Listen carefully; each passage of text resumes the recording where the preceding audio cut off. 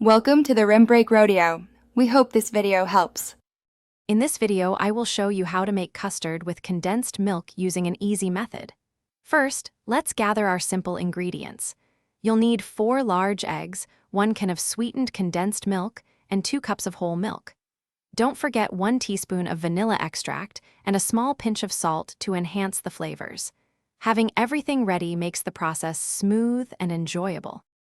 Now let's get mixing. In a large bowl, whisk your 4 eggs until they are light and frothy. This step is crucial for a smooth texture. Next, gradually pour in the entire can of sweetened condensed milk, stirring continuously until it's fully incorporated. Finally, slowly add the 2 cups of whole milk and the vanilla extract, mixing gently to combine everything without creating too many bubbles.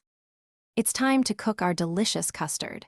Carefully pour your mixed custard into an oven-safe dish, like an 8 by 8 inch pan. Place this dish into a larger baking pan, then fill the larger pan with hot water to create a water bath. Bake at 325 degrees Fahrenheit for about 45 to 60 minutes. The custard is done when a knife inserted near the center comes out clean. Almost there. Once your custard is out of the oven, let it cool completely at room temperature for about 30 minutes. This helps it settle. Then, transfer it to the refrigerator for at least 2 hours or until it's perfectly chilled and set. This easy custard is wonderful served cold, perhaps with some fresh berries or a delicate caramel drizzle.